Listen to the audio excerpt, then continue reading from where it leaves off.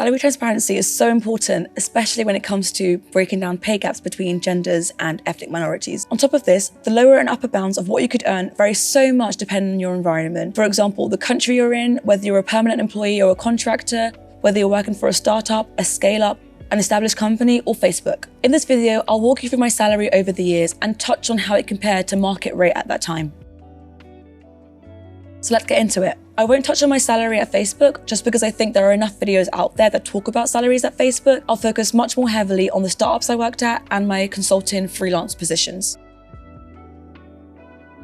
I was a junior data scientist at a startup and I was earning £25,000 with some benefits such as unlimited holidays, which is quite common for a few startups. This position was clearly a very entry-level position and I had an amazing manager. The responsibility was quite low in the sense that there was someone I could depend on to double-check everything I did. And on top of this, there was a very clear indication of how I would grow in this role and what I would learn. At this point in time, I personally felt like my contributions were more on the intellectual level, like what I could bring in terms of critical thinking, as opposed to experience in the industry, because I didn't have much at that point. When I received this offer, I also had another offer for a grad scheme that was between 30 and 35K. This other offer included stock options and it was a bit more of a structured program. So I was quite torn between which one would be right for me. The 25K felt like an okay entry rate and I felt like what I would learn and how I would grow and the responsibility that I would have was clearly significantly higher than the rate I would grow in the grad scheme. On this occasion, I didn't look at Glassdoor or PayScale because I didn't know they existed. So of course now, in hindsight, that's what I would have looked at as well.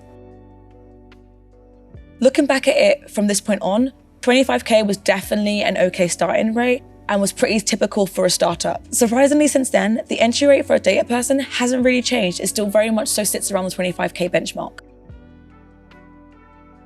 After this role, I was promoted into a slightly more senior position as a data scientist in the same company, but with a bit more responsibility. I was on a salary of £42,000 per year with the exact same benefits. As mentioned, this was a pay rise at the same company, so the environment was exactly the same, but the responsibility had changed significantly. I was the sole data person for a few of the company's products. I was also expected to take things to completion with minimal intervention. For a bulk of this period, I also didn't really have a manager, so a lot of self-reliance was required. And in this situation, my contributions become a lot more Abby knows best versus Abby will try to figure out what to do. In reality, a lot of the responsibilities I mentioned before actually came before the pay rise while I was still on the 25K rate. So all of what I mentioned previously meant that it became a lot more important to me to ensure that I was being paid at a rate that truly reflected what I was bringing to the table. I did a pay scale review and that's when I realized that I should really ask for a raise, hence my raise to 42K. As mentioned, since I did a pay scale review, 42K was bang in the middle of what was considered appropriate for my skill level in this industry. It was also a huge jump from my previous 25K, so I was more than grateful for it, and it was more than sufficient for my cost of living at the time. Now, the shift to consulting. What this video is really about. So my first freelance consultant position was as a senior BI engineer at a scale-up, and I was being paid £400 per day. Over the next 2 years, this increased to £550 per day. So this was a massive shift from working as a cog in a machine to being expected to be the expert and coming in from the outside with, this is what you should be doing and this is how you can do it. In this case, I was quite proficient in a tool called Looker and in SQL as a whole. So that was what I was bringing to the company. My responsibility here was to apply all the knowledge that I had accumulated in my previous positions to this company's use cases. Honestly, at this point, this is when imposter syndrome majorly set in. Initially, I felt overpaid and overvalued. This is when I really had to look inwards and talk to my peers to understand what I was really bringing to the table, why I was valued at this rate, and how I could accept this new position I'm in. The goal was to curb that inner voice that was trying to sell me short. Also, contracts by design are short-term, and in this case, the initial engagement was only 3 months.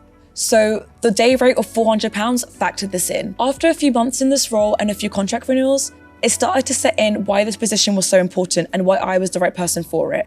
And that's what led me to asking for the subsequent raises and reaching that £550 day rate.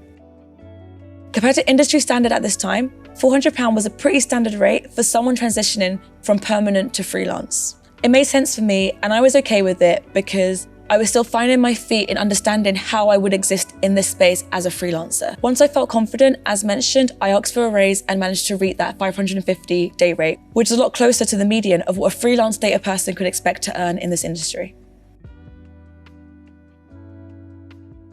The next consulting rate I'll mention is when I was a data scientist at a startup in Europe, and this rate was 700 euros per day.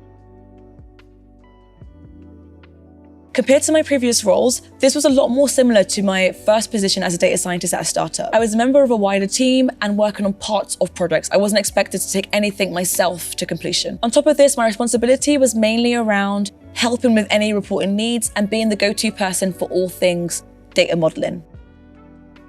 I actually entered this engagement at a much lower rate. I think I might have proposed 400 euros, which was even lower than my previous engagement. But luckily I had a manager in this role that stepped in before this got to the C-level management and basically said like, no, that's way too low. I'm telling them you're asking for X. So I've been forever grateful to this person and their intervention. And honestly, this is what set the benchmark of what I felt like I was worth in this industry. Honestly, at this point, I stopped looking at industry standard. And I think that does happen when you're freelancing. You start to look at what your peers are doing and what people are willing to pay, much more so than what Glassdoor or PayScale says. I currently have some peers that are charging a lot more than I'm charging and some peers that are charging a lot less than I'm charging. So now I focus a lot more on the companies I'm working with, the skill sets I'm bringing and the projects I'm working with to set my rates. Currently, I now have a business and clients across the world. So my rates now vary depending on the style of engagement, responsibility I have, the clients and the location, but are pretty similar to the previous rates I've mentioned in this video. So I hope this transparency around my salary progression over the years has helped you understand what money you could earn from both working in data as a whole to working on a freelance and consultant basis. Thanks for watching and see you next time.